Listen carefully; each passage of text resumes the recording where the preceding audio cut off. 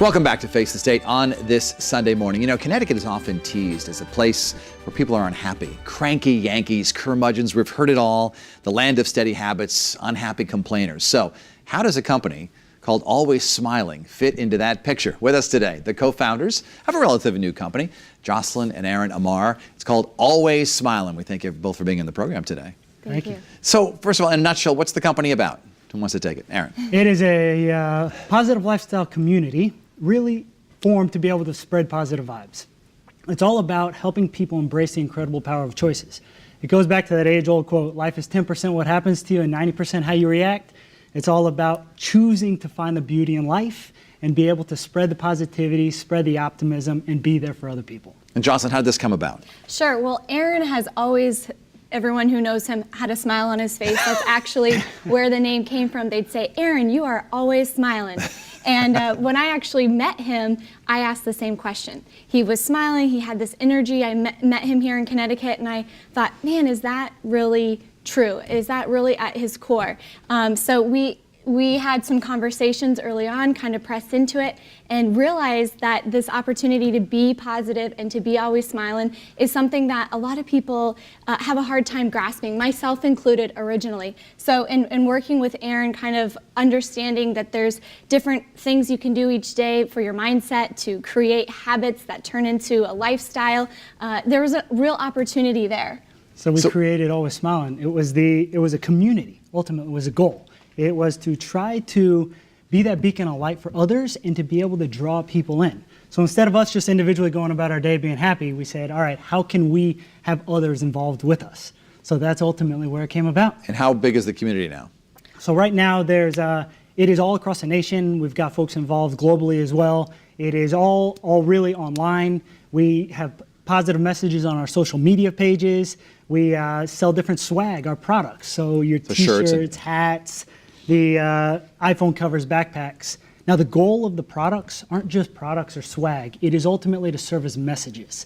So everybody can go about their day and may not have somebody positive in front of them or kind of see that visual reminder. The products and our swag is to serve as visual reminders to shift positive. And some of the proceeds go to charity, correct? Absolutely. We are partnered with the Big Brothers Big Sisters program here in Connecticut. So we offer some of the proceeds to them. We're very involved with a few of the littles in that program ourselves. So that's a program that brings so much joy to us. So we thought, hey, we have two awesome things going right now. Let's just merge them together. And we should point out that this is not a full-time job right now. Well, it is, but you still have other paying jobs as well. Yeah, that's correct. You work in insurance and you work in real estate? Correct. Yeah, that's correct. Work for a company, Y Risk. We started up 3 years ago, a group of us, and ultimately just got bought by the Hartford this past week. So it's really, to me, it's kind of similar vein of people because our target market is the Generation Y. It is all about helping people embrace the technology and be forward thinking, kind of see the good things in life and always smile, and there's some synergies around with it as well. You know, as I mentioned, Connecticut can be a little provincial sometimes. You're both from other states and you've come here, but this is your home now and you've been here for a while, you have a baby. Yep. Do you ever find resistance to sort of an always smiling attitude? Sure, and to be fair to Connecticut, we get that. I'm originally from Nebraska. We get that from folks back at Nebraska too. So it's not a geographical thing. I think it's really just an overall mindset. It's so easy to shift to the negative side of things, regardless of where you're from. So here in Connecticut, as I said, I actually met Aaron here, and when I first met him, he did really stand out to me with just this huge smile and this infectious positivity. And so I wanted more of that, of course, to be around that and to learn how I could have that as well. So there is an opportunity here in Connecticut, of course, but to be fair, it really exists everywhere. Is it hard to open a business in Connecticut? You know, I mean, some say it's difficult because of this, that, and the other thing. Right. It's to me, it was straightforward. You're able to open the business here in Connecticut. It's headquartered here in Connecticut. To the point, I'm originally from Texas, and Connecticut has that vibe where it may, to your original point, you may come off a little bit harder at the beginning. I found that people in Connecticut are extremely nice, right? It just may not come off right at the onset, but I found that they are personable, they are friendly, and what better place to open a business here that was actually more straightforward than one might think, and be able to help spread that community within the state. So we know that the governor and state lawmakers watch face the state religiously on Sundays. So what is your message for them as they go into session next year in terms of things that might need to be done to make it more business friendly? Right.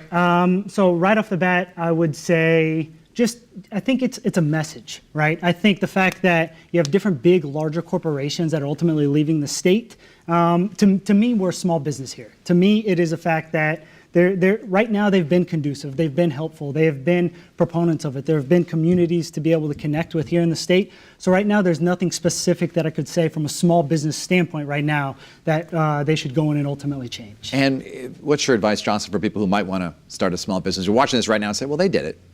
Well, absolutely. I think first and foremost, you have to have that drive, that innate drive, that desire to make a difference. You have to have an anchor, in other words. We had a very clear anchor, and it wasn't just because, hey, positivity is great. As I mentioned, when I first met Aaron, I kind of pushed into him and thought, well, how can you just be shift positive all the time? Because my background and my experience was very different. I lost my father to cancer when I was very young. My first week of college, I missed classes to attend his funeral. So when I met Aaron and he said, hey, we can just shift positive, I really thought, I need some more substance than that. I need you to give me some action items.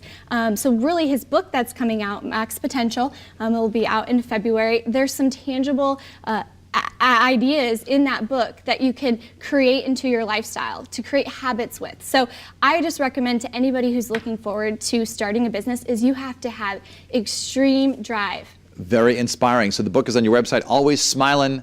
.com. We thank you so much for being with us, Joslyn and Aaron Ammar. Thank you.